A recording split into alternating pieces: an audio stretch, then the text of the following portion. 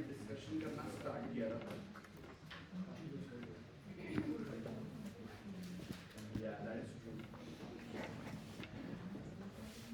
ठीक है, एक बार पहले आप लोग वापस एक बार अपने नोट्स पे जाओ।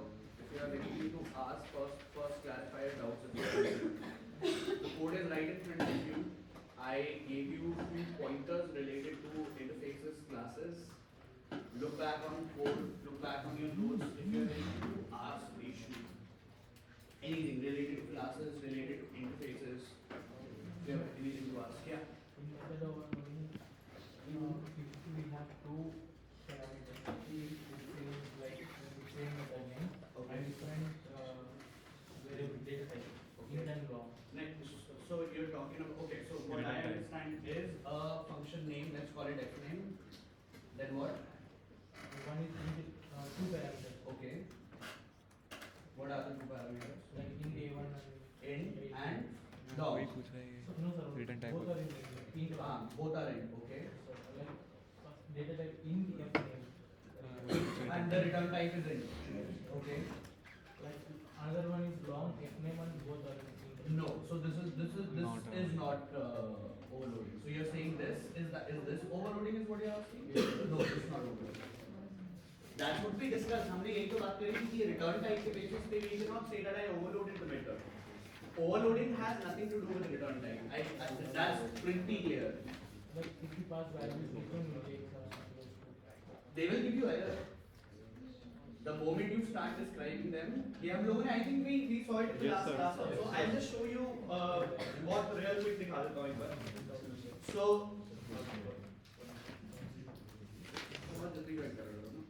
So for instance, just to give you an idea, so if let's say if I create a function name, pass into int values maybe, and then I start describing this. And then later you're saying that this is going to be long maybe probably, and then you create a f name, same name, two different parameters, you'll see that it'll start to give you an error. Because this is not allowed. And this is even not considered as overloading. See, one thing just keep it in your mind. When you say overloading, just go with the name ना, name पे जाओ. Overload करना है, क्या overload करना है? Parameters overload करने. तीन तरीके से कर सकते हो. Either you change the number, the sequence, or the type. Rest nothing is called as overloading. This is entire overloading in a nutshell. Questions? Any? Downcasting. So downcasting is nothing but it's just a way of creating the object for a parent. There are two ways of creating it. Either you create the object of the parent by using the constructor of the parent, or you create the object of the parent by choosing the constructor of the child. There are two, again listen to me carefully, there are two ways of creating the object of the parent, not the child. The other way around is not possible. There is nothing called as upcasting. Upcasting नाम से कुछ नहीं होगा. आप थोड़ा सा वही सोच के देखो ना, अगर मैं आपको बहुत लेविट टर्म्स में इसका एग्जांपल दूं तो आगे समझिए. You can create a furniture through a wood, makes a lot of sense. But you can't convert that back to a wood back from a furniture. वो आप नहीं कर सकते. बड़ी चीज से छोटी चीज बनाना बिल्कुल पॉसिबल है. छोटी चीज से बड़ी चीज बनाना is physically not possible. It's exactly the same way. You can create the object of the parent by either using the constructor of the parent, makes sense, or you can create the object of the parent either by using the constructor of the child. If you are using the constructor of the child in order for you to create the object of the parent, that process is called as downcasting. So downcasting actually. Downcasting also is applicable in terms of interfaces. If you again go back in terms of the example is right in front of you. This is what I explained you last class. अगर आपको ध्यान होगा. Get line 11. Line 11 में, if you look back on the left hand side, that left hand side is the interface. And again, if you look on the right hand side, that is a class. Doing something like this in Java is very much possible. So इन्होंने डाउनकास्टिंग के ही example को थोड़ा सा extend किया है even in interfaces. Again, I told you very explicitly there is no way of us to create the object of the interface, and the reason behind it is कि आप interfaces में constructors नहीं बना सकते. There is no way of creating constructors and interfaces. Just because there is no constructor in the interface, there is no object created for the interface also. But performing downcasting in interface explicitly in the case, अब ध्यान से सुनना, explicitly in the case where a class implements an interface, then you can create the object of that class by using the reference variable of the interface. अब थोड़ा ध्यान से देखिए, left hand side is the interface, right hand side is the constructor of the class. वो class का constructor right side पे. Left side पे अगर आप देखो, you are using the reference of the interface rather than the class. अब बनाने के लिए मैं class का object class के constructor से भी बना सकता था. For example, if you look back here, line 10. I would have created the object of the class by using the constructor of the class. Makes a lot of sense. But I would have also created the object of the class by using the reference variable of the interface. That is also very much possible. इस syntax को एक बार ध्यान से देख लीजिए, because for the people who look into interface for the very first time, they get a little confused on this concept. जो line highlight करी है, आप सिर्फ और सिर्फ उस line को देखिए. अगर उस line में कोई syntactical या conceptual issue है तो please पूछिए. कि किया क्या है? This is also a part of downcasting itself. But ये downcasting सिर्फ और सिर्फ तभी होगा अगर आपकी क्लास ने किसी इंटरफेस को implement किया है तो. अगर मैं ये हटा दूं, for instance, आप देखिए लाइन नंबर 11 में आपको एरर आना स्टार्ट हो जाएगा. आप ये डाउनकास्टिंग तभी कर सकते हो और उसी क्लास में कर सकते हो जिस क्लास ने आपके इंटरफेस को इंप्लीमेंट किया है. और अगर इंप्लीमेंट किया है तो इसमें डाउनकास्टिंग करना भी वेरी मच पॉसिबल है. इसका भी ध्यान रखिएगा. यही सिंटैक्स मैं आपको फिर आज वापस से दिखाऊंगा. इसलिए I am emphasizing on this syntax specifically. If you have anything to ask on the syntax please shoot. This is also downcasting at its best. ये भी डाउनकास्टिंग ही है. तो इसके एडवांटेज क्या होंगे, क्यों करते हैं? अब भैया बहुत ही एक इसका बहुत लॉजिकल आंसर अगर मैं दूं, इसका एक सबसे लॉजिकल आंसर ये हो सकता है कि आपने इंटरफेसेस में, अब हम लोगों ने बात क्या करी थी, interfaces essentially used for prototyping. अगर आप अपने इंटरफेस को थोड़ा ध्यान से देखोगे, interface actually does not contain any method body, और मैं उसका ऑब्जेक्ट जस्ट इन केस पहले बनता नहीं है. अगर बन भी जाता तो मैं क्या कर लेता उसको? मैं उसे मेथड कॉल तो कर नहीं सकता था. मेथड कॉल करता भी तो मेथड में बॉडी नहीं होती. ये सिंटैक्स आपको ये बताने की कोशिश कर रहा है कि ये एक ऐसी क्लास है जिसने इंटरफेस को इंप्लीमेंट किया है.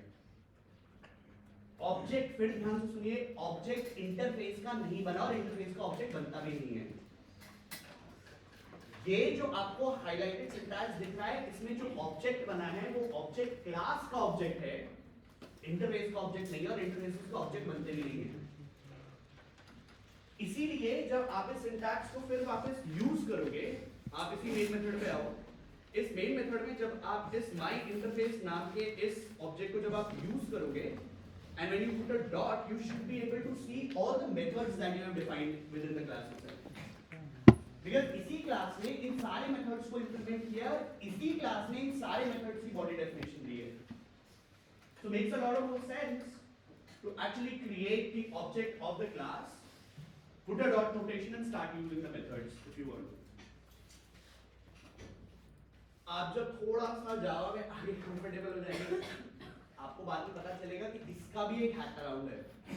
Again, not trying to confuse you up. Interviews में ऐसे पूछेगा तो नहीं वो आपसे, बट ध्यान ये रखिएगा इसका भी हैक अराउंड है. हैक अराउंड का मतलब क्या हुआ? अब अगेन प्लीज कंफ्यूज नहीं होएगा इसके बारे में, ये बहुत ही एडवांस कॉन्सेप्ट है. जब आप कभी एडवांस जावा पढ़ोगे तो आपको पता चलेगा इसके बारे में कि ऐसा करना भी पॉसिबल है. ऐसा भी होता है जावा में. अगेन मैं फिर कह रहा हूं कंफ्यूज नहीं होएगा इसके बारे में, आप भूलेंगे तो हम भूलेंगे.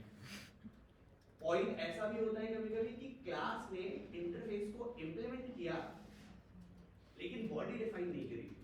ऐसा भी होता है कभी-कभी. स्टैटिक से तो कोई लेना देना नहीं है, but again as I said there is a hack around for it.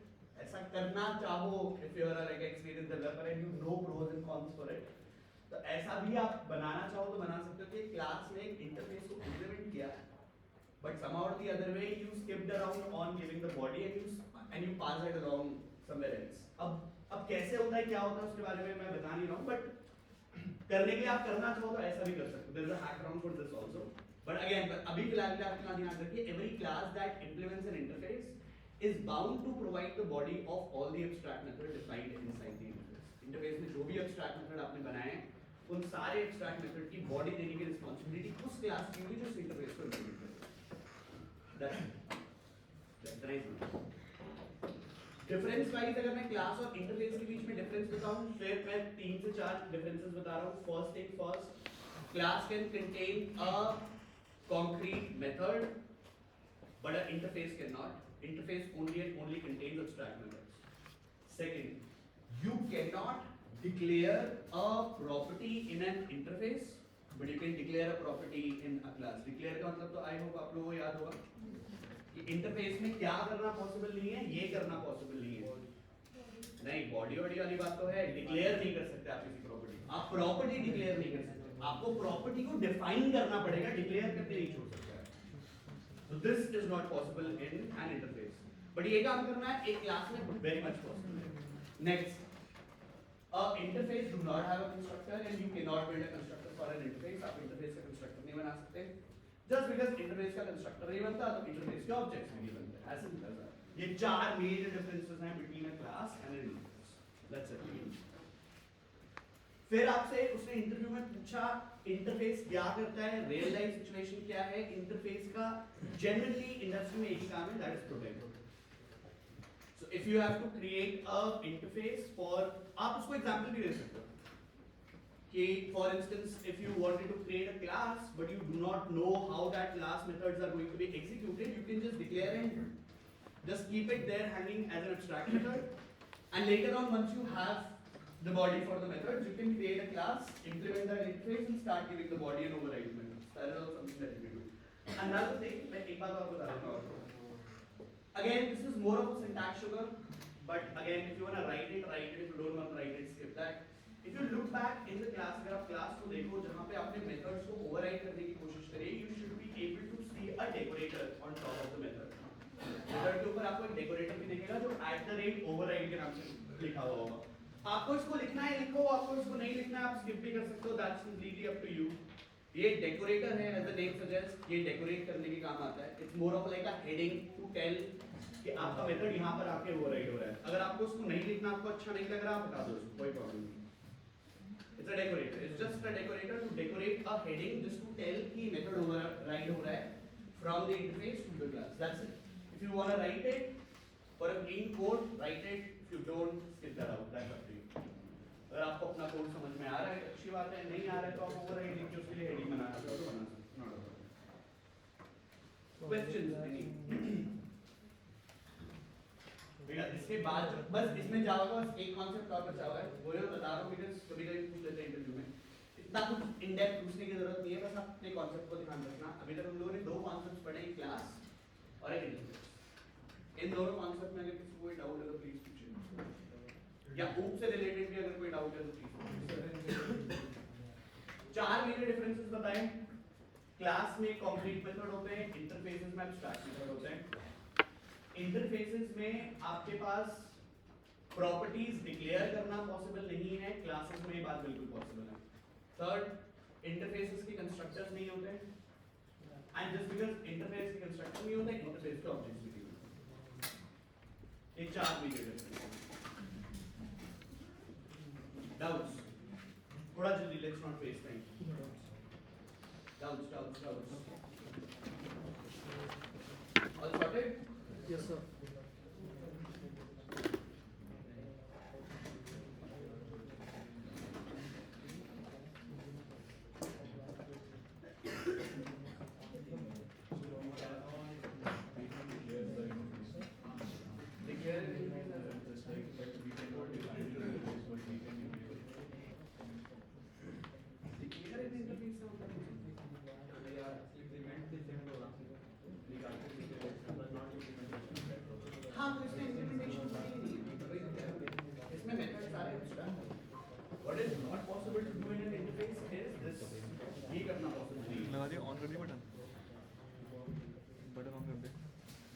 This will give you an error.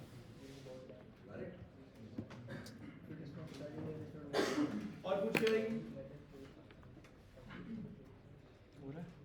Questions? Any? अब जो मैं पढ़ा रहा हूँ, I am 90% sure this will confuse you up in both the concepts. इसलिए मैं फिर कह रहा हूँ इन दोनों concept classes और interfaces में specifically if you have anything to ask me shoot. Because अब इसके बाद जो मैं पढ़ा रहा हूँ ऐसा बिल्कुल possible हो सकता है कि आप शायद दोनों के बीच में mix करना start कर दो. तो डाउट है तो प्लीज पूछिए. Nothing? ठीक. अब थोड़ा पॉइंट समझिए. एक आपने कॉन्सेप्ट देगा क्लास, एक आपने कॉन्सेप्ट देगा इंटरफेस. ठीक है, दो अलग अलग कॉन्सेप्ट हैं, दोनों की अपनी खुद की यूटिलिटी है. किसी जगह पे आपका इंटरफेस बेटर काम करता है, एग्जांपल प्रोटोटाइपिंग, और जब आप एक्चुअली में जेन्युइनली कोड लिख रहे होते हो so makes a lot more sense to actually build a class. अब आप इसको ना इस तरीके से समझिए that these are exactly opposite of each other. Exactly opposite. जो काम क्लास करता है वो इंटरफेस नहीं करता, जो काम इंटरफेस करता है वो काम क्लास नहीं करता. राइट? ऑब्जेक्ट बनाना है तो मैं इंटरफेस से नहीं बना सकता, तो क्लास यूज करनी पड़ेगी. और अगर मेरे को प्रॉपर्टीज डिक्लेयर करनी है तो अगेन मैं सिर्फ क्लास में ही कर सकता हूँ, इंटरफेस में नहीं कर सकता. And there are a lot of other differences also जो हम लोगों ने डिस्कस किया. आप इसको ऐसे समझिए, एक सिचुएशन वाइट है तो दूसरा सिचुएशन एग्जैक्टली ब्लैक है, मतलब एग्जैक्ट ऑपोजिट है एक दूसरे के. ठीक है, बट इनके बीच में एक सिचुएशन और आता है which is a gray area between a class and an interface, and that concept आप लोगों ने सुना होगा इसके बारे में जिन लोगों ने जावा किया होगा, and that is called as abstract classes.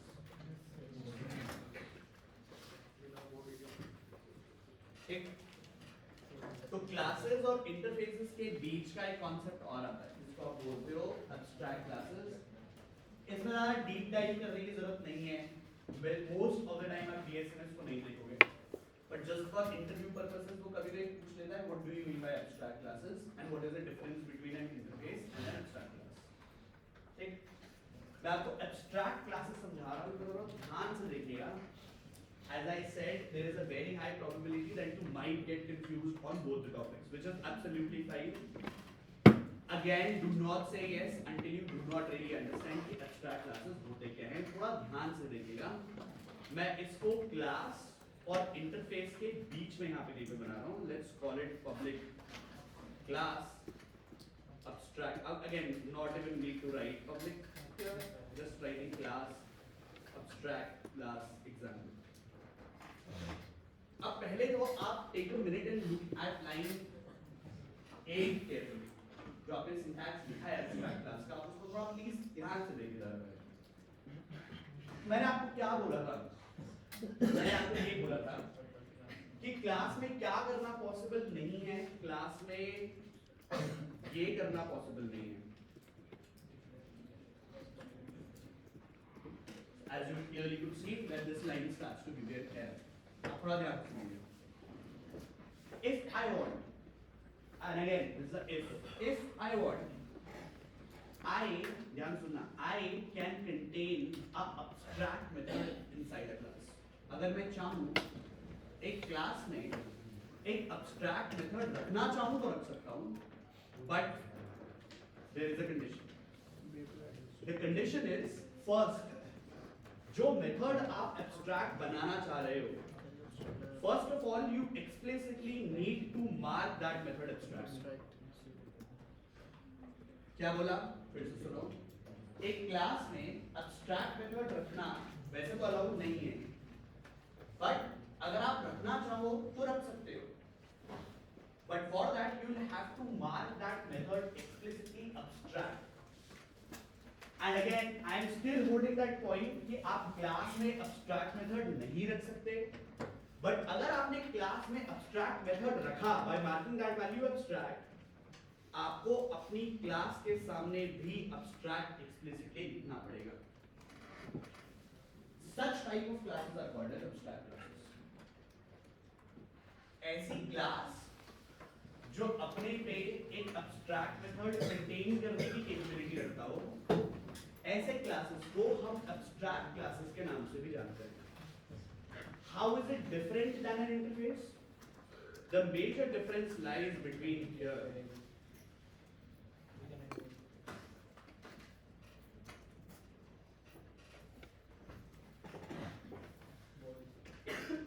अब एब्स्ट्रैक्ट क्लास एक ऐसी चीज है जिसमें आपको मेथड्स को एब्स्ट्रैक्ट रखना है तो एब्स्ट्रैक्ट रखो, और अगर आपके पास उस मेथड का बॉडी इंप्लीमेंटेशन है तो आप वो भी रख सकते हो। एब्स्ट्रैक्ट क्लासेस में कोई हार्ड एंड फास्ट रूल नहीं है इंटरफेस की तरह कि किसी भी मेथड की बॉडी नहीं होनी चाहिए। एब्स्ट्रैक्ट क्लासेस में आप चाहो तो एब्स्ट्रैक्ट मेथड रखो जिसकी कोई बॉडी नहीं होती, और even you can contain a concrete method inside abstract class also. That is also very well. One thing to keep in mind, major important, इसका नाम है abstract class. ये class है, ये interface नहीं है, ये class है। जो भी चीज आप classes में करते हो, जैसे reference variables बनाना, constructors बनाना, objects बनाना, वो सारे काम abstract class में भी होते हैं। एब्स्ट्रैक्ट क्लास में और इंटरफेस में सिर्फ और सिर्फ और सिर्फ एक ही मेजर डिफरेंस है। इंटरफेस में किसी भी मेथड की बॉडी नहीं, आप कुछ भी कर लो, आप इंटरफेस में मेथड की बॉडी नहीं दे सकते। बट एब्स्ट्रैक्ट क्लास जैसे मैंने आपको बताया, ये क्लास और एक इंटरफेस का एक ग्रे एरिया है जिसमें there are few capabilities of interfaces, few capabilities of classes, and it's mixed together and created a new concept altogether which you call it as abstract classes. If you want to keep an abstract method, keep an abstract method. Again, keep that in part in mind that you're supposed to mark that value to abstract. If you're keeping abstract method inside a class, then you're explicitly supposed to mark your class to be abstract as well. And such classes are called as abstract methods. Oh, sorry, abstract classes. Abstract class. Again, the abstract classes के constructors बनते हैं? आया ना बोलो? Yes. इसके object बनते हैं? बिल्कुल बनते हैं। इसमें रेफरेंस वेरिएबल्स बना सकते हैं? तो just to give you a little idea, मैं इसको फिर दिखा देता हूँ। ये करना पॉसिबल है, ठीक है? ये भी करना पॉसिबल है, एंड ये भी करना पॉसिबल है।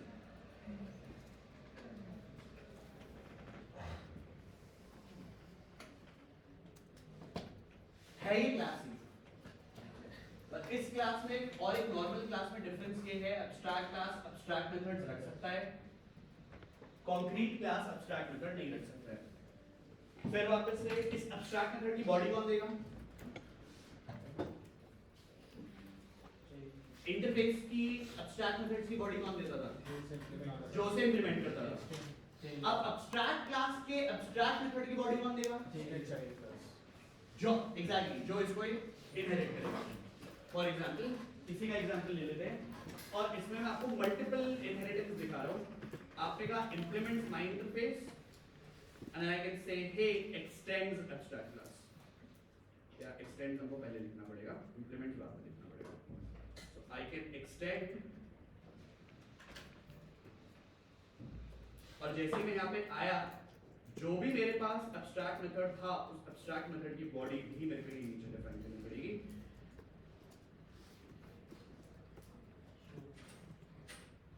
शो नाम से, डिस्प्ले नाम से, डिस्प्ले है ना?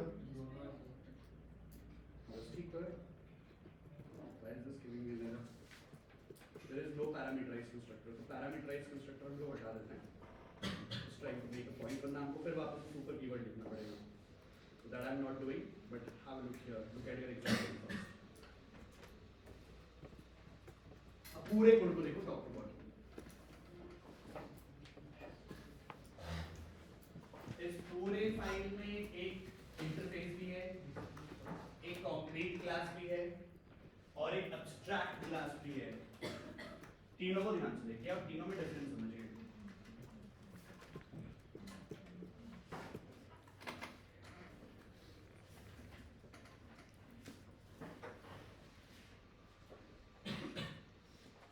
पूरे कोड को देखो। सबसे स्टार्टिंग में इंटरफेस बनाया है, फिर एब्स्ट्रैक्ट क्लास बनाई है, और फिर एक कॉन्क्रीट क्लास बनाई है। और कॉन्क्रीट क्लास के सिग्नेचर को भी अगर आप ध्यान से देखें तो this is a hack around for multiple inheritance, where you extend send an another class and implements an another interface. ये है आपके मल्टीपल इनहेरिटेंस का हैक, लाइन नंबर 14। अभी दिखता है ऐसे कि यहाँ पे मल्टीपल इनहेरिटेंस हो रहा है, but will I call this is a multiple inheritance? क्या ये मल्टीपल इनहेरिटेंस बोलूंगा मैं कि मल्टीपल इनहेरिटेंस हो रहा है यहाँ पे? नहीं, जावा में मल्टीपल इनहेरिटेंस करना ही पॉसिबल नहीं है। But again this syntax looks like कि हम लोग मल्टीपल इनहेरिटेंस कर रहे हैं, बट अगेन ध्यान में रखिए what is not possible, that one concrete class cannot inherit two or more than two concrete classes. वो करना पॉसिबल नहीं। आपकी एक concrete class ने दो या दो से ज्यादा concrete class को inherit कर लिया, वो करना पॉसिबल नहीं। हाँ, ये हो सकता है कि आपकी एक क्लास एक इंटरफेस को इंप्लीमेंट करती हो, ऐसा हो सकता है कि एक क्लास दूसरी क्लास को इनहेरिट कर सकती हो, और ऐसा भी हो सकता है जो आपको दिख रहा है कि एक क्लास एक इंटरफेस को इंप्लीमेंट कर रही हो और दूसरी क्लास को इनहेरिट कर रही हो, ऐसा भी हो सकता है। बट क्या नहीं हो सकता कि एक कॉन्क्रीट क्लास दो या दो से ज्यादा कॉन्क्रीट क्लासेस को इनहेरिट करे, वो करना पॉसिबल नहीं है। Doubts any? क्वेश्चंस?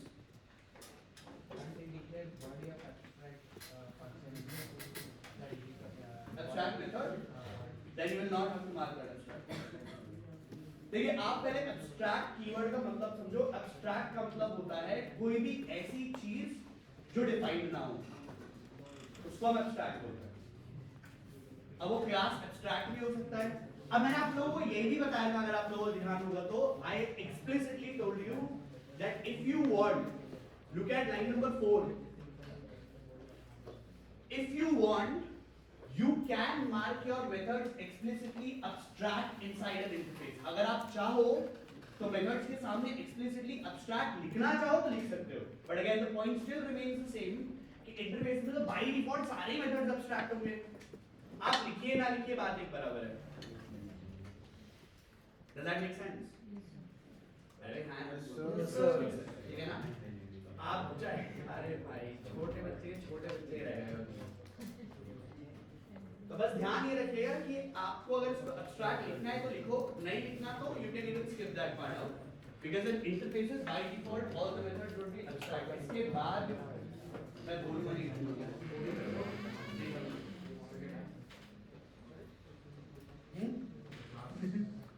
तो इसी क्लास को हेलो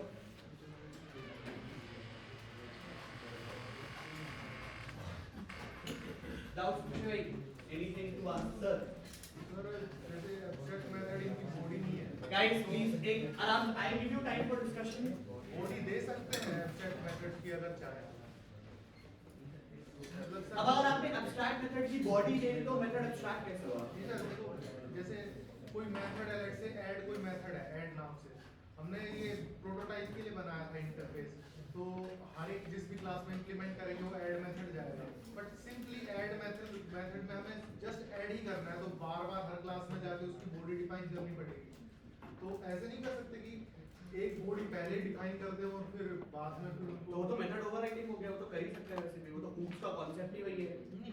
पहले क्या एब्स्ट्रैक्ट क्लास इंटरफेस। आप पहले पॉइंट समझिए ना सर, आप खुद ही कंफ्यूज हो गए। आप पहले ये समझिए, आपने 3 क्लासेस बनाई थी, ठीक है भाई, बातें नहीं करो, मुझे बाकी किसी चीज से इरिटेशन नहीं होती, बस बीच में बातें मत क्या करो, मेरे को आधे टाइम यही समझ में नहीं आता तुम लोग पढ़ रहे हो नहीं पढ़ रहे हो, बातें नहीं करो, एक सेकंड रुको, पहले डाउट तो सुन लो, बाकी लोगों को भी डाउट आ रहा होगा।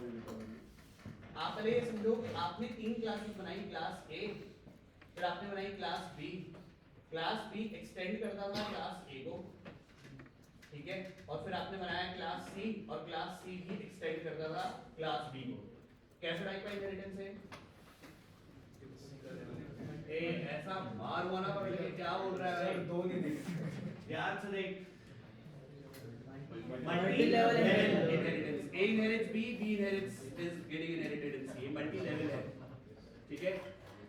अब तुम्हारा एक एग्जांपल लेके चलते हैं। मैंने कहा, मैंने यहाँ पे एक मेथड बनाया ऐड, मैं इसको लिख रहा हूँ पब्लिक इंट ऐड। ये ऐड आपसे इंट ए और इंट बी की वैल्यू को लेता था। आपने यहाँ पे एक मेथड डिफाइन किया, इसका मेथड 1 डिफाइन किया आपने यहाँ पे। अगर कोई बात बताओ, इस मेथड की डेफिनेशन को चेंज करना पॉसिबल नहीं है, क्या करेंगे इसके लिए? ओवरराइड कर देंगे। आप सेम नाम सेम सिग्नेचर से नीचे बना दो, आपने कहा पब्लिक इंट ऐड, आपने कहा int a int b और आपने यहाँ पे सेकंड बॉडी डिफाइन कर दी, ये ओवरराइडिंग हो गया। ये तो आपके ऑब्जेक्ट ओरिएंटेड प्रोग्रामिंग का कांसेप्ट ही यही है, ओवरराइडिंग। ओवरराइडिंग का मतलब ही यही होता है। आपने इनिशियलाइज किया, आपको एक बॉडी नहीं चाहिए थी, आपको मल्टीपल बॉडीज चाहिए थी एक ही गिवन मेथड के लिए, so you define that method in the parent, override that in child. आपको उसको और ओवरराइड करना है तो आप यही मेथड यहां नीचे लिख दो। आपने कहा पब्लिक int add सेम आपका सिग्नेचर है int a and int b और यहां पे आप तीसरा डेफिनेशन दे दो, that is also very much possible, ये यहां पे ओवरराइड हो जाएगा। अब चलेगा कौन सा वो डिपेंड करता है आपने ऑब्जेक्ट किसका बनाया है। आपने अगर C का ऑब्जेक्ट बनाया है तो C का मेथड चलेगा, B का ऑब्जेक्ट बनाया है तो B का मेथड चलेगा। इसमें भी मैंने आप लोगों को एक एक्सेप्शन बनाया। एक्सेप्शन क्या है? एक्सेप्शन क्या है मेथड ओवरराइडिंग का? डाउनकास्टिंग। अगर आपने A का ऑब्जेक्ट बनाया है by using the constructor of B तो कौन सा मेथड चलेगा? A। भाई क्या बोल रहे हो भाई, मैं कह रहा हूं A का ऑब्जेक्ट बनाया, ऑब्जेक्ट A और ऐसे बनाया है न्यू B और फिर मैंने बोला ऑब्जेक्ट A डॉट ऐड, कौन सा चलेगा? B का, चाइल्ड का मेथड चलेगा, पेरेंट का नहीं चलेगा। लेफ्ट हैंड साइड में दिखता ऐसा है कि पेरेंट का ऑब्जेक्ट बन रहा है, बट आप फिर ध्यान से देखिए किसके हेल्प से बना है? B के हेल्प से बना है। मेथड ओवरराइड हुआ है तो चाइल्ड का मेथड चलेगा, अगर ये मेथड ओवरराइड नहीं हुआ होता तो पेरेंट का ऑब्जेक्ट चलता है या पेरेंट का मेथड चलता Sir, is it mandatory to define body of every function that we are teaching? है। इन इंटरफेस यस, अभी के लिए यस, एज आई सेड इसका भी हैक अराउंड होता है, बट अब अगेन आप कंफ्यूज मत होइए। हां, जिस क्लास ने इंटरफेस को इंप्लीमेंट किया है it's bound to give the method body of all the instructions. आपने एक भी स्किप किया वो आपको एरर दे देगा। फॉर एग्जांपल ऐसे में दिखा देता हूं आपको, आपने मान लो वॉक का दिया, जंप का दिया, डिस्प्ले का दिया, लेकिन ईट का नहीं दिया, ठीक है? तो आपको एरर देना स्टार्ट कर देगा, आपने मेथड की बॉडी डिफाइन नहीं की। Again as I said there is a hack around for it, but again मैं भी आपको एक्सप्लेन नहीं कर रहा हूं। ईट की बॉडी हम इंटरफेस में नहीं दे सकते। अरे भैया वही तो करना इंटरफेस में पॉसिबल नहीं है भाई, वही तो समझा रहा हूं ओल्ड आपसे। मेथड बना के नहीं भाई, नहीं करते ऐसे। इंटरफेस में यही करना पॉसिबल नहीं है, आप फिर ध्यान में इसलिए कह रहा था आप कंफ्यूज होना स्टार्ट हो जाओगे जैसे मैं एब्स्ट्रैक्ट मेथड एब्स्ट्रैक्ट क्लास बताऊंगा। एक चीज ध्यान से सुनो, इंटरफेस में मेथड की बॉडी देना पॉसिबल ही नहीं है। अगर आपको मेथड की बॉडी देनी है तो या तो आप अपनी क्लास बनाइए या तो एब्स्ट्रैक्ट क्लास बनाइए, बस, और कोई इसका हैक अराउंड नहीं है। इंटरफेस में बॉडी डिफाइन करना पॉसिबल नहीं है, just keep that in mind. Questions any? पूछो, I am really happy that you are asking questions. क्या can we create an object for an abstract class? क्या किसी एब्स्ट्रैक्ट क्लास का object बनाया जा सकता है? बिल्कुल बनाया जा सकता है, बिल्कुल बनाया जा सकता है, लेकिन अच्छा आप लोग आपने पूछी है, ये भी एक्सप्लेन कर देता हूं मैं। लेकिन इसमें भी एक लेकिन है, लेकिन ये कि आप अपने एब्स्ट्रैक्ट क्लास के लिए ऑब्जेक्ट बनाइए, लेकिन जब आप ऑब्जेक्ट बनाएंगे ना तो the moment the object is created आपको मेथड का डेफिनेशन भी देन एंड देयर इटसेल्फ देना पड़ेगा। Let me actually show you what do I mean by this. Exactly, तो अगर मैं मेन पे आऊं और इस मेन से मैं एब्स्ट्रैक्ट क्लास के लिए मेथड बनाऊं, एब्स्ट्रैक्ट क्लास का नाम क्या है? मैंने कहा abstract class example, abstract class example equals new abstract class example. अब थोड़ा ध्यान से देखिएगा क्या होगा इससे। जैसे मैं इंटेलिजेंस को प्रेस करूंगा वो वहीं पे आपसे बोलेगा कि अगर तुम्हें ऑब्जेक्ट बनाना है पहले इसको डिफाइन करो, तभी ऑब्जेक्ट बनेगा। बट ऑब्जेक्ट बनाना पॉसिबल है, बिल्कुल पॉसिबल।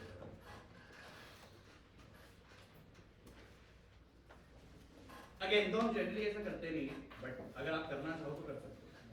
That's it.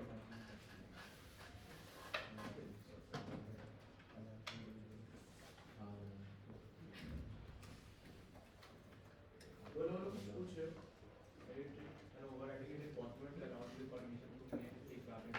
हाँ, ओवरराइडिंग का मतलब ही वही होता है, तीन डिफरेंट। हाँ, तो भाई इंडिपेंडेंट मेथड में किसी भी नाम से मेथड होगा तो क्या फर्क पड़ता है? अगर इंडिपेंडेंट है कोई रिलेशन, ये तो जिस मर्जी नाम से बनाओ।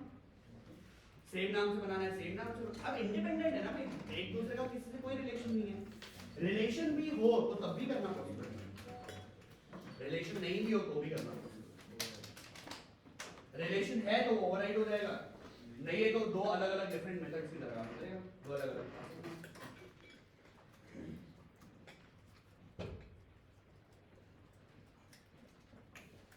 This winds up your oops, ये पूरा oops है आपका, इससे बाहर इंटरव्यू में कुछ नहीं आएगा, ये मेरी गारंटी। ठीक, आप ऑनलाइन जाइए, oops के क्वेश्चन उठाइए, ऐसा एक भी क्वेश्चन नहीं होगा जो मैं आपको क्लास में ना कराऊं। ठीक, अगेन एज आई सेड, इससे देखिए इसके बाद oops में और चीजें पढ़ने वाली हैं, जी बिल्कुल है, बट पॉइंट है वो थोड़ा सा एडवांस चली जाती है, that thing becomes very specific to a programming language। कुछ चीजें ऐसी हैं जो आप JS Python में कर सकते हैं लेकिन जावा में नहीं कर सकते, कुछ चीजें ऐसी हैं जो आप जावा में कर सकते हैं लेकिन JS Python में नहीं कर सकते। For example interfaces and abstract classes, interfaces abstract classes दो ऐसे कॉन्सेप्ट्स हैं जो सिर्फ और सिर्फ जावा में एग्जिस्ट करते हैं और किसी लैंग्वेज में एग्जिस्ट नहीं करते हैं, और बाकी लैंग्वेजेस में भी कुछ ऑब्जेक्ट ओरिएंटेड प्रोग्रामिंग ऐसी चीजें हैं, जैसे कि फॉर एग्जांपल अगर मैं आपको बहुत दूर ना लेके जाऊं, आप लोगों ने रिएक्ट पढ़ा होगा, पढ़ा है? रिएक्ट में आप लोगों के पास बहुत सारी लाइफ साइकिल मेथड्स आते हैं, get derive states from props, component did update, component did not update, ऐसा आपके पास बहुत सारे लाइफ साइकिल मेथड्स आते हैं। रोज पहले होते थे, वो वाला तो पहले होता था क्लास बेस्ड कंपोनेंट, देखिए आप हुक्स यूज करिए चाहे ना यूज, अब मैं अगर आपसे पूछूं कि अगर आप यूज स्टेट के बारे या यूज इफेक्ट के बारे में बात करते हो, यूज इफेक्ट क्या है? हुक तो है, लेकिन वो hook behind the scenes actually में आपका लाइफ साइकिल मेथड को ही कॉल कर रहा है। Hooks is nothing but a way of creating life cycle methods for a function based component if you see that way. But again मैं अगर आपको class based भी लेके जाऊं तो क्लास बेस्ड में भी आपके पास, अगेन मैं तो बहुत रिएक्ट वाले में बहुत डिटेल में चला गया, but the point again still remains the same. Multiple languages में मल्टीपल ऐसी चीजें हैं जो oops को सपोर्ट करती है, बट oops के बेसिक्स यही है जो मैंने आपको पढ़ाया, apart from interfaces and abstract classes, जो भी मैंने आपको पढ़ाया वो सारी लैंग्वेजेस में सपोर्ट होता है। आप ओवरलोडिंग के बारे में बात करिए, ओवरराइडिंग के बारे में बात करिए, पॉलीमॉर्फिज्म को एनकैप्सुलेशन के बारे में बात करिए, इनहेरिटेंस के बारे में बात करिए, ये कुछ कॉन्सेप्ट्स हैं जो हर लैंग्वेज में सपोर्ट करते हैं। सॉर्टेड है? अब पॉइंट ये है कि मैंने आपको इतनी जद्दोजहद क्यों करवाई और मैंने आप लोगों को ये सब क्यों पढ़ाया, उसका एग्जाम्पल अब यहाँ पे देखते हैं। I am about to introduce you to a very important concept in Java, और ये हम लोग प्रॉब्लम सॉल्विंग में स्पेसिफिकली जब हम लोग रिकर्जन देख रहे होंगे, डीटी देख रहे होंगे, ट्रीज देख रहे होंगे, ग्राफ देख रहे होंगे, ये फिर वापस आएंगे। और जिन लोगों ने शायद मेरे साथ पढ़ा है उन लोगों ने शायद ये पहले देखा भी हुआ है। This thing is basically called as something, कुछ लोगों ने देखा होगा इसको पहले, something which you call it as collection framework. I want you guys to look at the diagram first, and I want you to look at this diagram very carefully. Take a minute, just register the diagram first. एक minute लीजिए, पूरे diagram को top to bottom देखिए और थोड़ा समझने की कोशिश करिए कहाँ पे क्या लिखा हुआ है।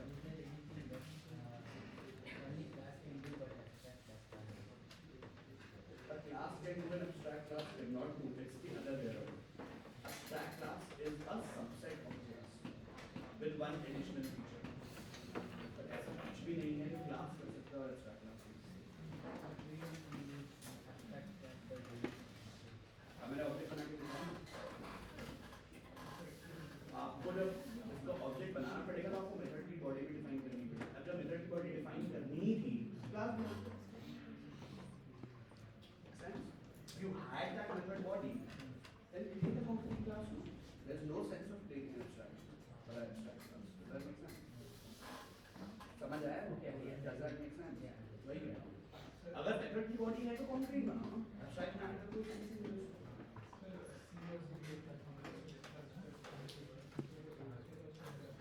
देखिए आपका C++ में जिसको आप स्ट्रक्ट बोलते हो ना, या फिर स्ट्रक्ट वाला काम क्लास ही करता है। क्लासेस में और स्ट्रक्चर में अगर आप वैसे जनरली, अच्छा मैं आपसे अगर पूछूं what is the difference between structure and class, ऐसा क्या है जो स्ट्रक्चर करता है और क्लास नहीं करता? कुछ भी नहीं। स्ट्रक्चर में आपको प्रॉपर्टीज बनानी, प्रॉपर्टीज बनाओ, मेथड्स बनाने, मेथड्स बनाओ। हाँ, स्ट्रक्चर में और क्लास में एक मेजर डिफरेंस है, वो ये कि स्ट्रक्चर के कंस्ट्रक्टर नहीं बनते, क्लासेस के कंस्ट्रक्टर बनते हैं।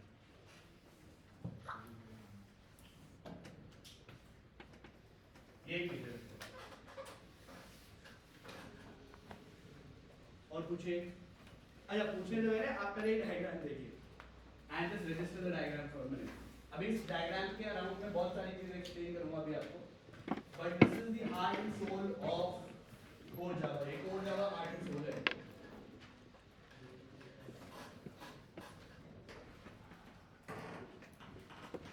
अब देखिए, अगर आप थोड़ा ध्यान से देखें तो आपको यहाँ पे कुछ कलर कोडिंग डिफाइन करी गई है, ठीक है?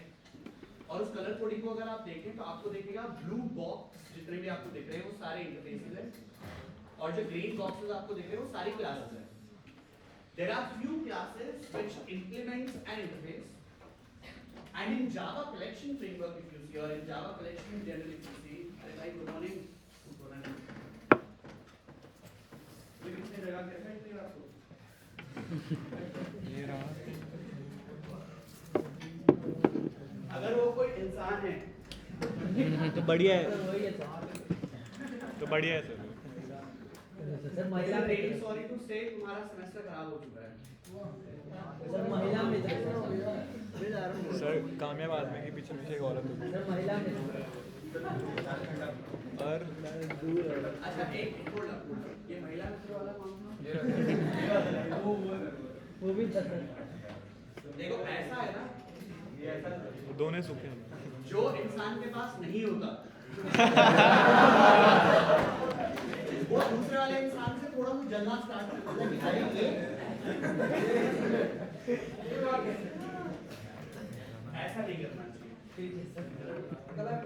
गलत है सर, गलत बात है। कोई बात आएगा, तेरा भी एक रात सबको मिलेगी Hold सर up, महिला hold up, में। hold up, hold up। अब आप ज्यादा फैल रहे हैं, Yes, sir. ठीक है? अपने आप को समेटें Yes, sir. और लपेटा ठीक है सर। और डायग्राम को देखें। वहाँ तीनों पूरे संगठन उसके बाद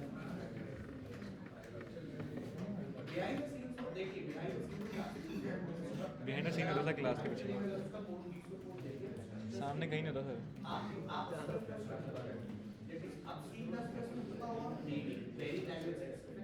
C++ में होता है भाई, कंस्ट्रक्टर में डिफॉल्ट वैल्यू ब्रांड होता है।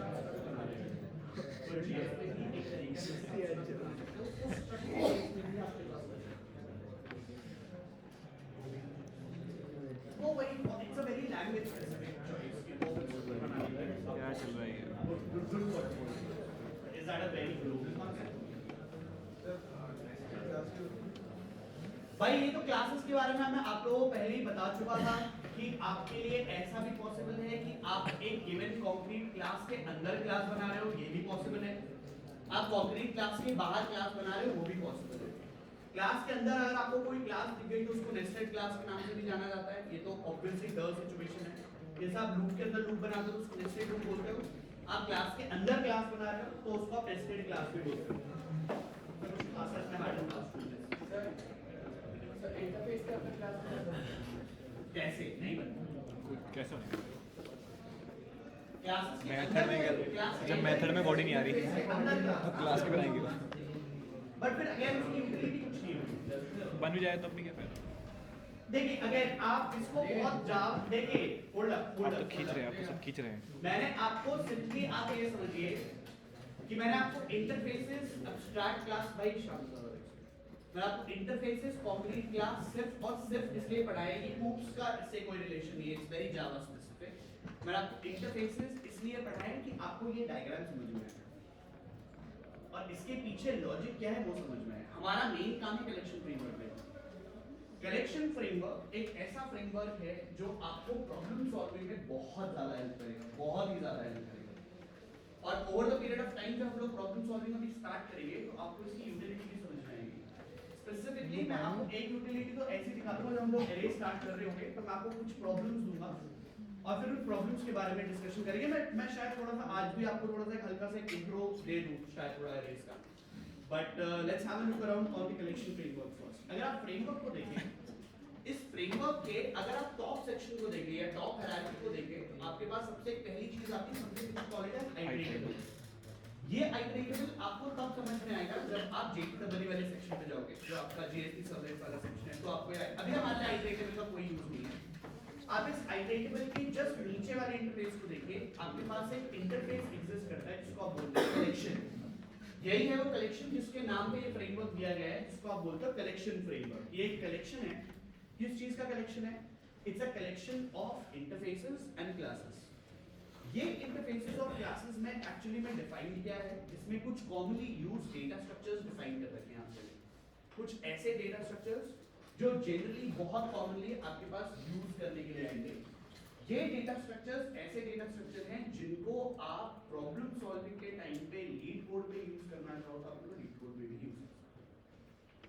These are nothing but helper classes for you. You can use these classes anytime you are solving any type of a problem. समझने वाला पार्ट सिंपली यहाँ पे ये है कि अगर आप ये कलेक्शन फ्रेमवर्क को देखें या कलेक्शन इंटरफेस को देखें, इस कलेक्शन इंटरफेस के 3 और चिल्ड्रन इंटरफेसेस भी हैं। एक जिसका नाम है लिस्ट, एक जिसका नाम है सेट और एक जिसका नाम है क्यू। 3 इंटरफेसेस हैं आपके पास, 3 अलग-अलग इंटरफेसेस हैं। All these 3 interfaces are the child interface of one common interface called collection. और फिर ध्यान से सुन लीजिए, list, queue और set तीनों खुद में इंटरफेस हैं। ये 3 इंटरफेसेस 3 अलग-अलग काम करने के काम में आते हैं। मैं आपको सबसे पहले queue और set को मैं बहुत बाद में दिखाऊंगा आपको, जो मैं डीपी करा रहा हूँ आपको। queue तो आई थिंक हम लोग लिंक लिस्ट के टाइम पे देखेंगे, जिस टाइम पे हम लोग लिंक लिस्ट कर रहे होंगे नहीं, ये मैं आपको ट्रीज के टाइम पे दिखाऊंगा। दोनों सेट भी और क्यू भी मैं आपको तब दिखाऊंगा जब हम लोग डीपी कर रहे होंगे और ट्रीज कर रहे होंगे, तब दिखाएंगे इसको। आपके लिए अभी मेजर इंपॉर्टेंट जो चीज है वो है लिस्ट वाला इंटरफेस। लिस्ट इंटरफेस को देखिए। अच्छा, एक चीज मैं आपको और बता देता हूँ। इसी ये जो मैं आपको कलेक्शन वाला इंटरफेस बताया, इसको जरा इस टाइप से ध्यान रखिए, इसको नोट पे भी लिखना है तो लिख लीजिएगा। इसमें आपके पास जनरली अगर आप देखें तो 4 और इंटरफेस आते हैं। ये खुद में इंटरफेस है और इसमें एक्चुअली में 3 नहीं 4 और इंटरफेस आते हैं। एक तो मैंने आपको बताया लिस्ट, एक मैंने आपको बताया क्यू, एक मैंने आपको बताया सेट और इसमें एक चीज और आती है, इसको आप कहते हो मैप। इसमें मैप इंटरफेस भी आता है, इसमें इन्होंने दिया नहीं है, लेकिन अगर आप बाकी थोड़े से एग्जांपल को कहीं पे देखें तो आपको दिखेगा कि मैप नाम से भी आपके पास एक इंटरफेस आता है। या इसको ऐसे ही करेंगे। अगर आप राइट हैंड साइड को देखो तो आपके पास उसने एक और इंटरफेस भी डिफाइन किया है, something which call it as a map interface. Map interface भी आपके कलेक्शन का ही पार्ट होता है। अभी हम फिलहाल के लिए इनको डिस्कस नहीं कर रहे हैं, फिर आएंगे जब हम लोग डीपी देखेंगे, बट अभी हम फिलहाल के लिए लिस्ट के बारे में बात करें। इस लिस्ट को थोड़ा सा ऑब्जर्व करते हैं, ठीक। अगेन एज द नेम गोस, इसका नाम लिस्ट है, ठीक है। So it's gonna be a list of data. मैं अगर आपको इसको बहुत इजी तरीके से समझाऊं तो आपका लिस्ट एग्जैक्टली इस तरीके से काम करता है जैसे आपकी पाइथन लिस्ट काम करती है। पाइथन में आपने डेटा टाइप पढ़ा हो, समथिंग कॉल्ड लिस्ट, ये एग्जैक्टली वही है। इसमें और पाइथन लिस्ट में जनरली अगर आप देखो कोई डिफरेंस नहीं है अपार्ट फ्रॉम इंडेक्स। अब क्या दिखा रहा हूँ और क्या पूछ रहा हूँ, पहले उसके बारे में बात करते हैं। मैं आप लोगों के लिए एक सेपरेट क्लास बना रहा हूँ यहाँ पे, ये थोड़ा सा इंपॉर्टेंट है, प्लीज इसको देख लीजिएगा। मैं आज पढ़ा रहा हूँ इसको और इसके बारे में कभी भी कलेक्शन फ्रेमवर्क के बारे में डिस्कशन नहीं करेंगे, स्पेसिफिकली लिस्ट, ठीक। मैं आपको दिखा रहा हूँ एक कलेक्शन एग्जाम्पल और आप इस एग्जाम्पल को थोड़ा सा ध्यान से देखिएगा। अगेन एज आई सेड, ये आपके प्रॉब्लम सॉल्विंग के लिए बहुत यूजफुल है, तो इसको प्लीज थोड़ा ध्यान से देखिएगा। फर्स्ट थिंग फर्स्ट, अगर आप देखिए, हेलो, हाँ जी मैम, हाँ जी मैम, हाँ वो मैंने आपको मॉर्निंग में इंटीमेट किया था, लेकिन आई थिंक आप बिजी थे शायद। अच्छा अच्छा आप ऑफिस में आए हो, अच्छा अच्छा चलो कोई नहीं, वो हो गया था, वो मेरी बात हो गई थी। वो इनका कुछ सिचुएशन था हाँ हाँ वो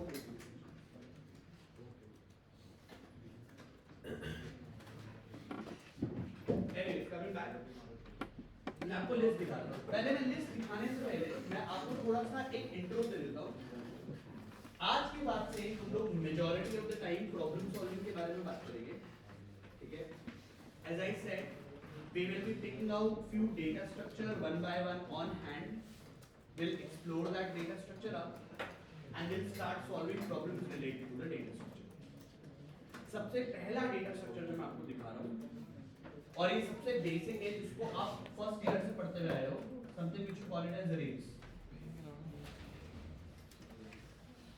arrays खुद में एक बहुत ही I would say बहुत ही बेसिक डेटा स्ट्रक्चर है। इसके कुछ प्रोज भी हैं, इसके कुछ कॉन्स भी हैं। थोड़ा एरेज के बारे में पहले एक बार इन जनरल पहले एक बार डिस्कशन कर लेते हैं कि एरेज होते क्या है, फिर हम लोग थोड़ा कलेक्शन फ्रेमवर्क। जब आपको कलेक्शन फ्रेमवर्क दिखाऊं then will start to make a lot of more sense कि इसकी जनरली यूटिलिटी क्या है, तब आपको ज्यादा समझ में आएगा। एनीबॉडी जो थोड़ा सा अच्छा मैं एक चीज आपको और बता देता हूँ भैया, जस्ट बिकॉज हम लोग ने डेटा स्ट्रक्चर स्टार्ट कर लिया है। फर्स्ट थिंग फर्स्ट मैं ये बता देता हूँ आपका, मैंने आपको क्रेडिट कोर्सेज के बारे में बता दिया था। क्रेडिट कोर्स है कुछ नहीं बताया ना, पहले ये सुन लीजिए। ये पूरा कोर्स जो आपको है, थोड़ा डर लग सकता है आपको, ये 4 क्रेडिट के बेसिस पे है। ये 4 क्रेडिट्स हैं, ठीक है। इसका मिट्टा था। इसका मिट्टा है। अरे तुम बोल लो पहले। ठीक है अरे सुना रहे हैं भाई, सर जलन है सर, ठीक है तो जेलसी बहुत है सर। बीच में बहुत बोलते हो। ना बन गया अभी सब शांत हो। मैं बता रहा हूँ थोड़ा इम्पोर्टेंट है, सुन लेना। ये आपको आपके यूएमएस पे ही most probably by the end of the week सारी डिटेल्स आपको यूएमएस में मिल जाएंगी। फर्स्ट थिंग फर्स्ट, ये 4 क्रेडिट का कोर्स है, ठीक है। ये 4 क्रेडिट बाइफरकेटेड है 3 एग्जाम्स पे, CA1, CA2 एंड एंटर।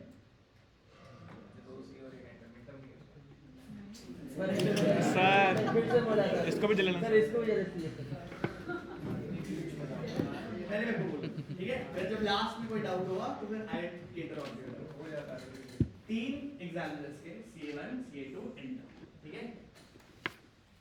अब 3 एग्जाम है तो कम लग रहे हैं, जैसा सर ने कहा ये मिड टर्म नहीं है इसका, है ना। तो ये सिर्फ एग्जाम नहीं होगा, ठीक है। एग्जाम तो है ही, एग्जाम में आपके पास एमसीक्यूज होंगे, प्रॉब्लम सॉल्विंग होगी और डीबगिंग के क्वेश्चन होंगे, ठीक है। डीबगिंग के क्वेश्चंस का मतलब आप लोगों ने देखा ही होगा, एक कोड दिया होगा, कुछ कुछ करता होगा और गलत करता होगा, और फिर वो आपको सही करना है कि वो सही कैसे हुआ, ठीक है। तो उसमें थोड़ा प्रॉब्लम सॉल्विंग वाला है। एग्जाम के साथ साथ थोड़ा ध्यान से सुनिएगा, एग्जाम के साथ साथ आपका एक इवैल्यूएशन और हुआ, इंटरव्यू, टेक्निकल इंटरव्यू, ठीक है। मैं आपको कुछ चीजें पहले ही बता देता हूँ, ये मैं बाकी सेक्शन में बता चुका हूँ। एज अ स्टूडेंट आप लोगों ने बहुत सारे इंटरव्यूज अभी नहीं दिए हैं, या आपको बहुत ज्यादा इंटरव्यू लेने का एक्सपीरियंस इन जनरल नहीं है, व्हिच इज एब्सोल्युटली फाइन। आपके इस पॉइंट ऑफ टाइम पे ऐसा होना इज एब्सोल्युटली फाइन, बट मैं आपको ना कुछ चीजें हैं जो मैं आपको पहले ही बता देता हूँ। Out of my experience, there are few things which a student, मतलब वो दिख जाता है कि अभी बहुत प्रेशर स्टूडेंट है, ठीक है। आप पहले ये समझिए, जिस टाइम पे आप इंटरव्यू देने के लिए जाते हैं, the moment you enter in the room and the moment you see your interviewer, interviewer का माइंड आधा माइंड मेकअप वही हो चुका होता है कि इस बंदे को लेना है कि नहीं लेना है। पहले ये बता देता हूँ बहुत क्लियरली, ठीक। उसको पता चल जाता है कि ये इंसान मेरी टीम में फिट होने लायक इंसान है या नहीं है। वो आपकी शक्ल से और आपके उठने बैठने से ही वो बता देगा कि ये फिट है मेरी कंपनी के लिए नहीं है। टेक्निकल वाली बात तो अलग है। टेक्निकल इंटरव्यू में as a student there are few things जो आप लोग बहुत गलत करते हो, ठीक। फॉर एग्जांपल एक तो इंस्टेंस में ऐसे बता देता हूँ, मुझे सबसे अच्छे से याद है। एक तो मुझे ये समझ में नहीं आता कि जब आप टेक्निकल इंटरव्यू में बैठते हो तो ऐसे बैठने का क्या सेंस है? सर बताया था सर आपने वीडियो भी भेज ठीक है, इसका ना थोड़ा सा ध्यान रखिएगा कि आप जब इंटरव्यू में बैठे और आपके मॉक इंटरव्यू में, आपको ये इसलिए बता रहा हूँ कि जो आपके मॉक टेक्निकल इंटरव्यू होंगे इसके मार्क्स भी उसी के बेसिस पे चढ़ेंगे, इस बात का भी ध्यान रखिएगा। आपके टेक्निकल मॉक इंटरव्यू के मार्क्स हैं, सिर्फ टेस्ट देने से आपके मार्क्स नहीं आएंगे, मैं फिर कह रहा हूँ। आपके मॉक इंटरव्यूज होंगे along side with exam. Exam में आपके पास एमसीक्यू के क्वेश्चंस भी हैं, डीबगिंग के क्वेश्चंस भी हैं और प्रॉब्लम सॉल्विंग के क्वेश्चंस भी हैं। अगेन इसको लाइटली मत लीजिएगा। द रीजन बीइंग अपने सीनियर से पूछ लेना चाहिए। तुम्हारे जस्ट इमीडिएट सीनियर्स को, मेरे 2-3 सीनियर्स, 3 सीनियर्स को फेल किया था मैंने। बात का ध्यान ये रख लेना चाहिए, अगर मैंने फेल कर दिया तो आप यूनिवर्सिटी में किसी की भी पास चले जाना, जब तक मैं साइन नहीं करूंगा आपको यूनिवर्सिटी में कोई पास नहीं कर सकता। ठीक है, तो ध्यान ये रखना कि if I am not in the university and I mark you fail, तो आपको ईयर सेमेस्टर पूरा रिपीट करना पड़ जाएगा। और यदि आपको इस बात में थोड़ा ऐसा लग रहा है चल झूठ बोल रहा है, तो अपने सीनियर से पूछिएगा, मैं नाम भी बता दूंगा। 3 सीनियर्स को फेल किया था मैंने। आई am not feeling proud on it, all I am saying is don't be a part of it. ठीक है, इसको थोड़ा सा सीरियसली लीजिएगा, आपको खुद अपनी ही परफॉर्मेंस में काफी जब अपने आप देखने मिल जाएगा। I am not a hater for you, I am there to help you out, but point is अगर आपने अपनी खुद की हेल्प नहीं करी तो मैं पीछे से धक्का भी दूंगा, फिर ये भी ध्यान रखना। ठीक, इस बात का हल्का सा ये रखना कि technical interview is also a part of the evaluation और वो आपको करना पड़ेगा।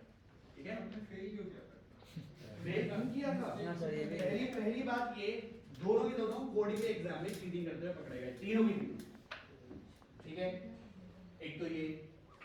अनदर थिंग, अगर आप देखें तो उन्होंने पूरे सेमेस्टर में इन टोटल 3-4 क्वेश्चन सॉल्व किए 25 से भी कम थे, और 25 से ज्यादा मैं क्लास में करा चुका था।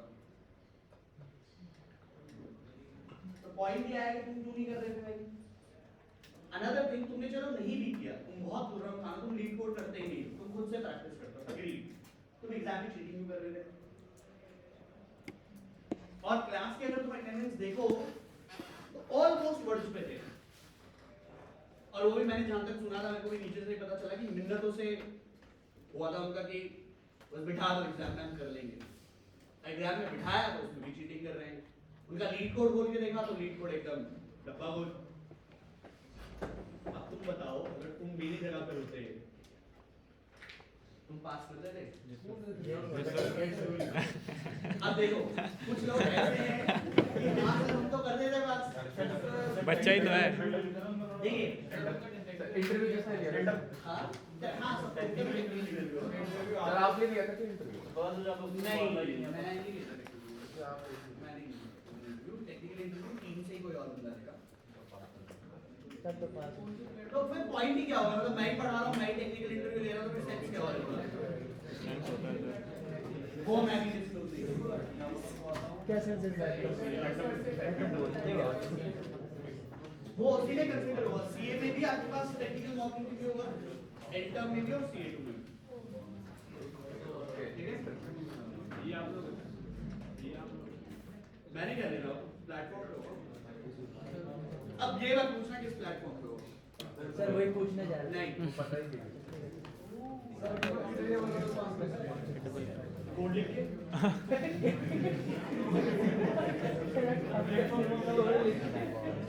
सही और टेस्ट केसेस पास हो। देखिए भाई, मैं आपको ना एक बहुत क्लियर सी बात बता देता हूँ। आप दुनिया के किसी भी टेक्निकल इंटरव्यू में बैठ जाइए, कोई आपसे ये नहीं पूछेगा कि आपने कितना, अगर आप फेस टू फेस इंटरव्यू के साथ बैठ रहे हो तो हाँ वहाँ पे डिस्कशन होगी, अगर आपने वीडियो देखी होगी तो किस हिसाब से डिस्कशन होता है वो भी आप लोगों ने देखा होगा। अगर आप प्लेटफॉर्म पे बैठ के कोई टेस्ट सॉल्व कर रहे हो तो कोई आपसे ये नहीं पूछेगा कि आपने क्या कोड लिखा है, डीपी क्या है नहीं, रनिंग टाइम क्या है नहीं। उनको सिर्फ एक चीज से मतलब होता है आपको प्रॉब्लम दिया हुआ है, आप टेस्ट केसेस पास करिए और कोड लिखिए, सिंपल।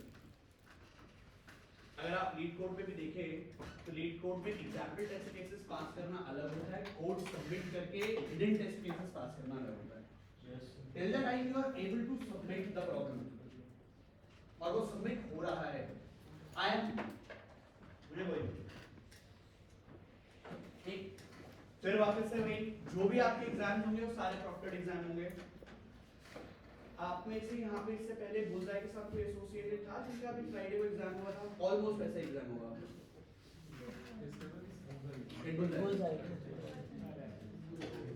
ठीक है। तो पूरा वो एक्सके प्रॉक्टेड दो एग्जाम होगा फिर वो उसमें और उसमें मैं ये भी बता देता हूँ चीटिंग हुई है, हो जाते आराम से। सुन बोलो सर इसको पकड़ रखना सर। मैं ये कह रहा हूँ आपको, आप चीटिंग करिए, तो कोई दिक्कत नहीं है, पकड़े गए तो बस और मुझे पता चल गया तो फिर दिक्कत हो भी सकती है, नहीं भी हो सकती है। हैं? सर सर सर आप तो भगवान निकले। अभी ज़रा इधर उधर की बात मत करो, आप उधर जाओ। मैं कुछ नहीं कर रहा। अरे भाई शांत हो जाओ पहले। अरे भाई शांत हो जाओ यार, बच्चों इधर आज मत किया करो, ठीक है। इधर आ जाओ, कुछ दिखा रहा हूँ उसको देख लो जरा। करेक्शन पेपर स्टार्ट कर लेते हैं, बिकॉज़ सेटल हो जाओ जरा। ये बैच काफी ज्यादा पीछे चल रहा है, आप ही लोगों का कोड छूटेगा, मुझे कोई दिक्कत नहीं है। देखिए मैं आपको थोड़ा एरेज का एक बहुत ही बेसिक इंट्रो दे रहा हूँ, इंट्रो देने के बाद मैं आपको कलेक्शन फ्रेमवर्क का भी बहुत ही बेसिक इंट्रो दे रहा हूँ। तो इंट्रो जरा देख लो, then will find it out. जो भी फिर डिस्कशन होगा फिर बाद में करेंगे। देखिए भाई, आपने arrays you would be studying arrays from around like first year second year से आप लोग, इनफैक्ट उससे पहले अगर किसी कंप्यूटर साइंस लिया हुआ है 11th 12th में तो उसको एरेज के बारे में काफी अच्छा आइडिया हुआ बाय डिफॉल्ट, ठीक है। एक्सपेक्ट भी आपसे यही है कि आपने एरेज के ऊपर क्वेश्चंस को किए होंगे, काम किया होगा। बहुत मुझे नहीं जाते हैं एरेज से, मैं आपसे बहुत बेसिक सा क्वेश्चन पूछ रहा हूँ, जिस क्वेश्चन का आंसर आता हो सिर्फ हाथ उठाइएगा, ठीक है। I am asking you is कि you are given with an array, आपको एक एरे दे रखा था, उस एरे का कुछ स्पेसिफाइड लेंथ थी, n साइज का एरे था आपके पास। अज्यूम कर लेते हैं मैंने इसमें 5 एलिमेंट स्टोर कर दिए थे, ठीक। मैंने कहा था 5 1 2 4 एंड 3, ये आपके पास एरे था, ठीक है। क्वेश्चन सुनिएगा जरा ध्यान से। My question is you are given with an array of size n and along with that you are given with a target value. Your job is to delete that target value from the array. Hold up, listen to the question. You are given with an array of size n. You are given with a target. ये आपका array है, मैंने आपको target दिया है k और इस k की वैल्यू मैंने डिफाइन कर दी 5। आपको k को array से डिलीट करना है। That means you are supposed to delete 5 from the array. आपको array से 5 को delete करना है। How would you do that?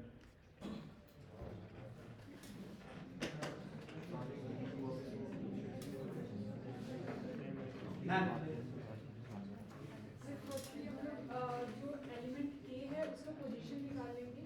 Okay for example यहाँ पे 0 पोजीशन पे, देन उसके जो नेक्स्ट एलिमेंट है जो 1 पे पोजीशन पे, वो उसको प्रीवियस स्टेट पे। तो बेसिकली मैम ये कह रही है कि अगर मुझे एरे से डिलीट करना है तो डिलीट करने के लिए आप इसी एरे में काम सिंपली ये करोगे कि आपके पास जो 5 एलिमेंट था उस फिफ्थ वाले एलिमेंट को आप डिलीट कर दोगे और उसके आगे जो एलिमेंट्स रखे हुए थे आप उससे 5 को रिप्लेस करना स्टार्ट कर दोगे। Makes a lot of more sense कि आपका एरे कुछ टाइम के बाद ऐसा दिखना स्टार्ट हो जाएगा।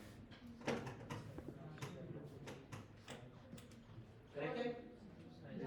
साइज पे माइनस कर देंगे। अब मेरे को एक बात बताओ, क्या ही कर सकते हैं?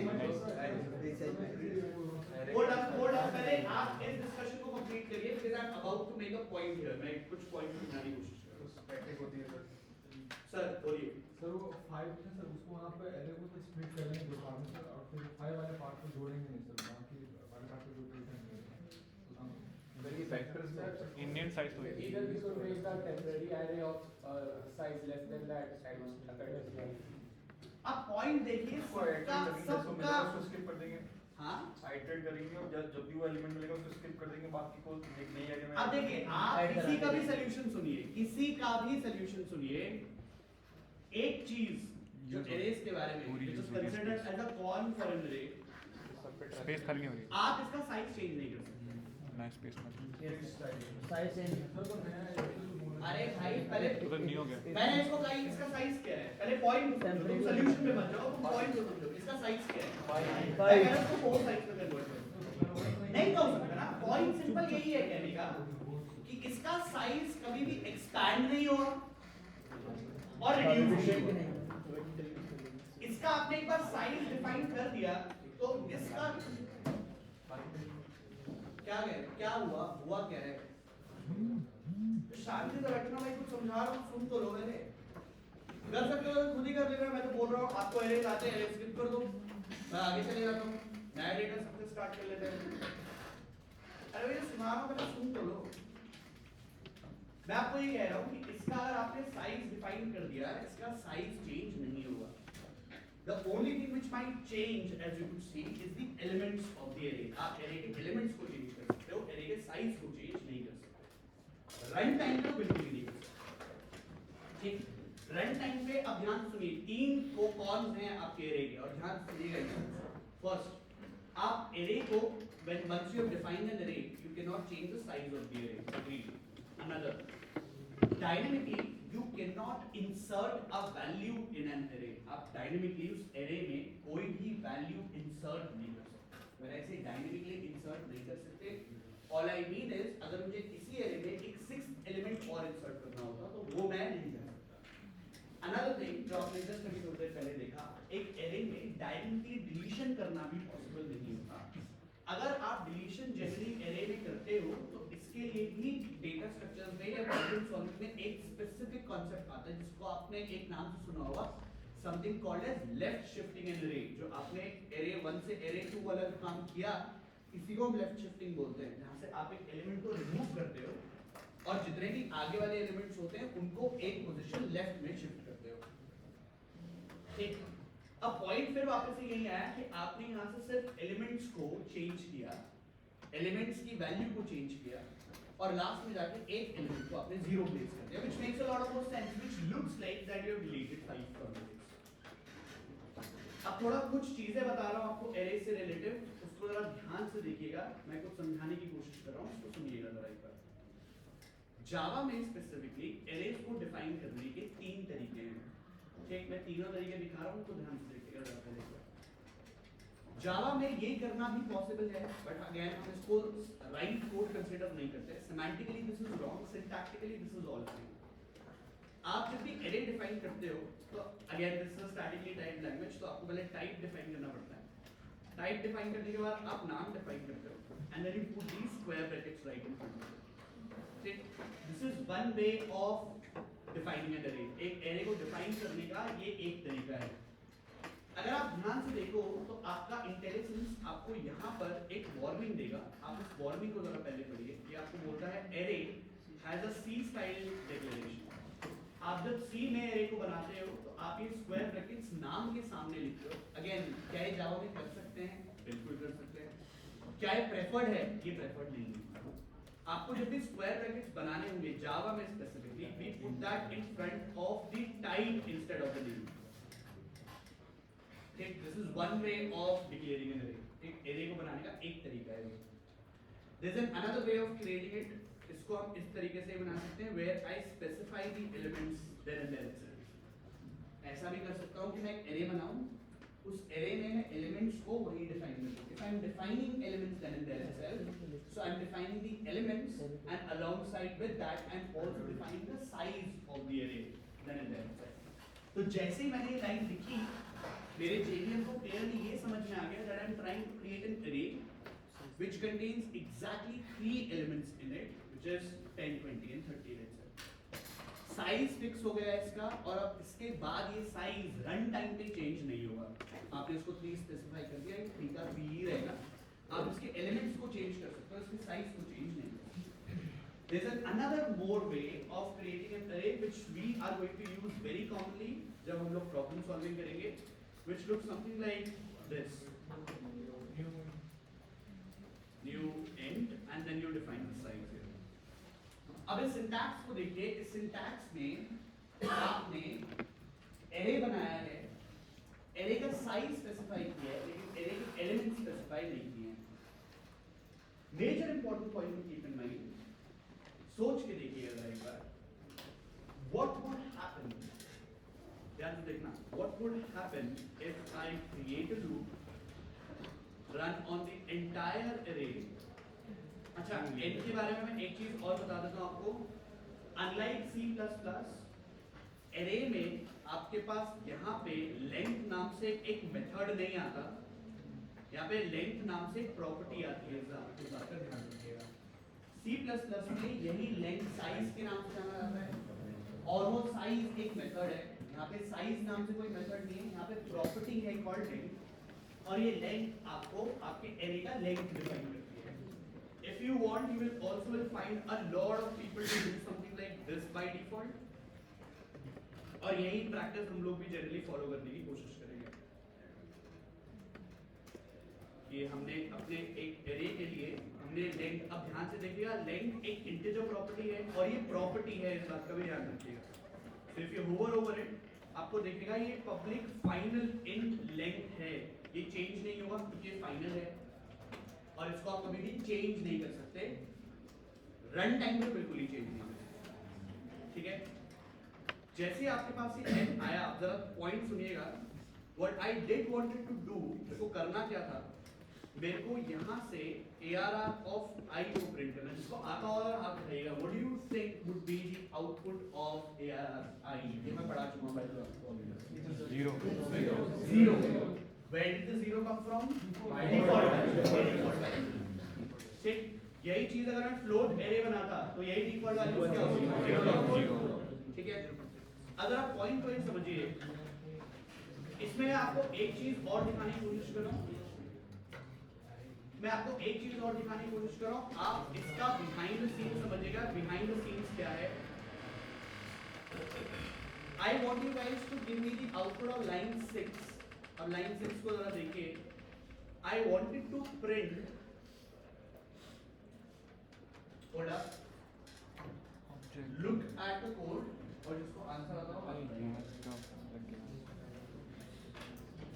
I'm not printing ARR 0. I'm not printing ARR 1. All I'm printing is the ARR. हेक्साकोड आएगा इसका. मैं array को print कर रहा हूँ. Hexadecimal. First element of the No. Hexadecimal. ये आपको रेफरेंस देगा. अब मेरे पॉइंट को समझिए. वो क्या रहा है? मैं आपको दिखाता हूँ, अभी बताता हूँ कि बिहाइंड द सीन्स क्या हो रहा है. आप इसको एक बार पहले रन करके देखिए. आपको जो दिखेगा वो दिखेगा आपको एक रेफरेंस. आप पहले इस रेफरेंस को समझिए. रेफरेंस का मतलब क्या है?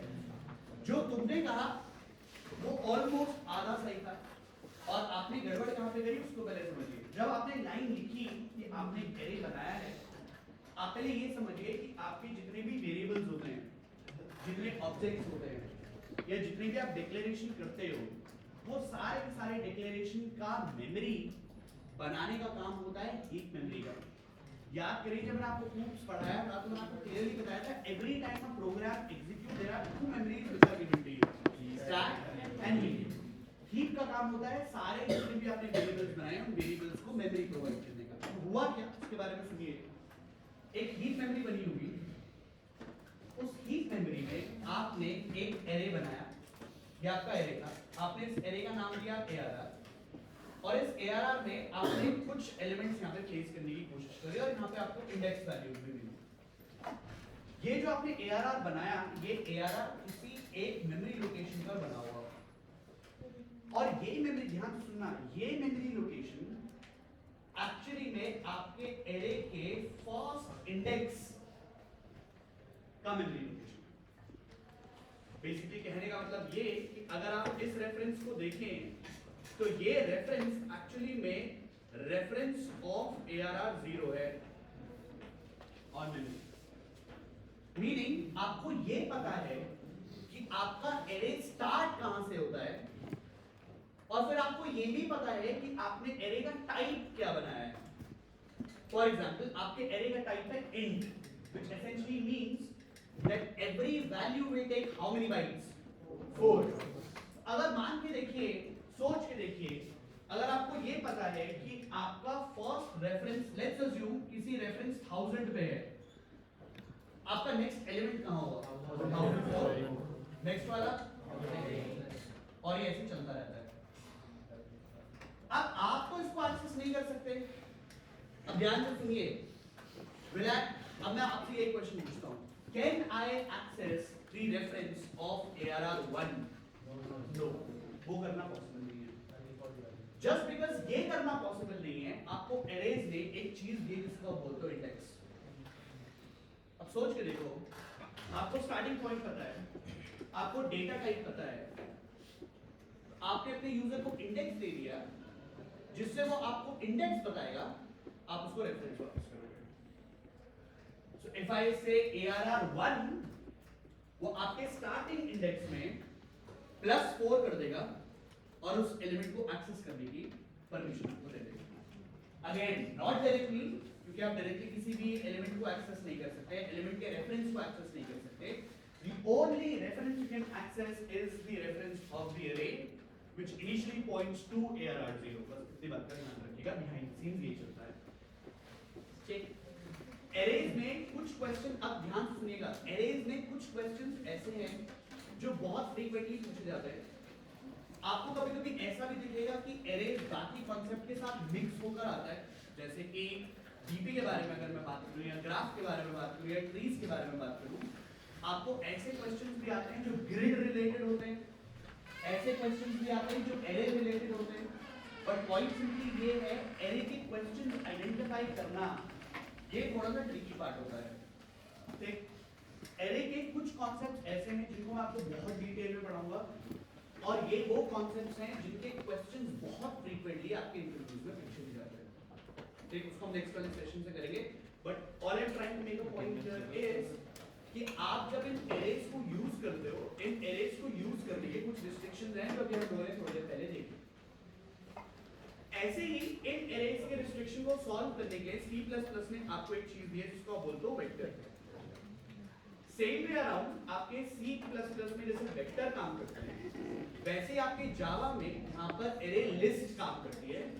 और ये एरे लिस्ट कुछ नहीं है, it's an array, but it's a expendable array, or I should actually say it's an array which changes its size and shape on runtime. ठीक, अब पहले आप ये देखिए कि इसको बनाते कैसे हैं। Pretty much आप जितने भी कलेक्शन फ्रेमवर्क की क्लासेस को यूज करोगे, 99% टाइम्स आप सेम ही सिंटैक्स पे काम कर रहे होंगे। First thing first, collection framework पढ़ाने से पहले ही मैं एक चीज बहुत क्लियरली क्लैरिफाई कर देता हूँ, और ये बहुत सारे बच्चे मिस्टेक करते हैं। ध्यान से पहले ये सुनिए और ये समझिए, कलेक्शन फ्रेमवर्क कभी भी प्रिमिटिव डेटा टाइप के ऊपर काम नहीं करता। आप कोई भी कलेक्शन फ्रेमवर्क की क्लास उठा लीजिए, none of the collection framework classes works on primitive data type. आप प्रिमिटिव डेटा टाइप पे काम नहीं करते हो। Collection frameworks works independently on rapid classes, तो सिर्फ और सिर्फ रैपिड क्लासेस में काम करते हैं। बनाते कैसे हैं उसके बारे में डिस्कशन करते हैं। फर्स्ट थिंग फर्स्ट, आपको ये समझना पड़ेगा कि आपका पूरा कलेक्शन फ्रेमवर्क, जो भी आपको पूरा कलेक्शन फ्रेमवर्क दिया गया है, वो पूरा कलेक्शन फ्रेमवर्क आपके पास java.util का पार्ट है। तो अगर आप java.util में देखें, आपको एक क्लास मिलेगी यहाँ पे, which you call it as an array list class, और ये क्लास है, खुद में एक फुल फ्लेज्ड क्लास है। आप इस पे होवर करोगे तो आपको यहाँ पे दिखेगा that it's a class called array list। ये एरे लिस्ट, फिर ध्यान से देखना, ये एरे लिस्ट आपके पास एक इंटरफेस से मिलकर आती है, और उस इंटरफेस का नाम क्या था? डायग्राम को देखो, list. Array list class list interface से इंप्लीमेंट होकर आती है, इसलिए मैं यहाँ से लिस्ट के इंटरफेस को भी इंपोर्ट कर रहा हूँ। फिर ध्यान से देख लीजिए, ये लिस्ट खुद में एक इंटरफेस है। सही है? अब ध्यान से पहले ये देखिएगा कि आप इस क्लास के ऑब्जेक्ट्स बनाते कैसे हो और यूज कैसे करते हो। थोड़ा ध्यान देना यहाँ पे। आपको जब भी एरे लिस्ट के लिए एक ऑब्जेक्ट बनाना हो, या कलेक्शन फ्रेमवर्क के लिए कभी कोई ऑब्जेक्ट बनाना हो, तो थोड़ा ध्यान से देखिएगा, इसको बनाने के दो तरीके हैं। ये दोनों तरीके मैं आपको ऑलरेडी ऑब्जेक्ट ओरिएंटेड प्रोग्रामिंग में पढ़ा चुका हूँ। आप दोनों सिंटैक्सेस को देखिएगा और दोनों सिंटैक्सेस से कंपेयर करने की कोशिश करिएगा कि आपको ज्यादा अच्छा सिंटैक्स कौन सा लगता है। फर्स्ट थिंग फर्स्ट, जब भी आप किसी कलेक्शन फ्रेमवर्क की क्लास के लिए ऑब्जेक्ट बनाते हो तो ऑब्जेक्ट वैसे ही बनता है जैसे एक नॉर्मल ऑब्जेक्ट बनता है। Class name, object name equals new and class का नाम, ओ सॉरी आपके कंस्ट्रक्टर का नाम या आपके कंस्ट्रक्टर बना है। अब एरे लिस्ट यहाँ पे बन तो गया, लेकिन ये बहुत ही जेनेरिक एरे लिस्ट बना है। आपको जब भी एरे लिस्ट बनाना हो, आप एरे लिस्ट ऐसे नहीं बनाएंगे। जैसे मैंने आपको बताया, एरे लिस्ट में भी आपको टाइप स्पेसिफाई करना पड़ता है और टाइप कभी भी प्रिमिटिव डेटा टाइप नहीं होगा। तो जब आप यहाँ पे एरे लिस्ट बनाते हो और जब क्लास का नाम स्पेसिफाई करते हो तो यहाँ पे यूजिंग दीज डायमंड सिंबल्स आपको यहाँ पे टाइप भी बताना पड़ता है। Again as I said, what is not permitted is this, ये नहीं कर सकते आप। आपको हमेशा एक रैपर क्लास को ही उठाना पड़ेगा यहाँ से। So what I'm trying to do is create an array list of type integer, capital I integer is what I'm trying to create. मैं ये बनाने की कोशिश कर रहा हूँ। अब एक चीज का ध्यान और रखिएगा, कुछ लोग array list को ऐसे बनाते हैं, कुछ लोग array list को ऐसे भी बनाते हैं।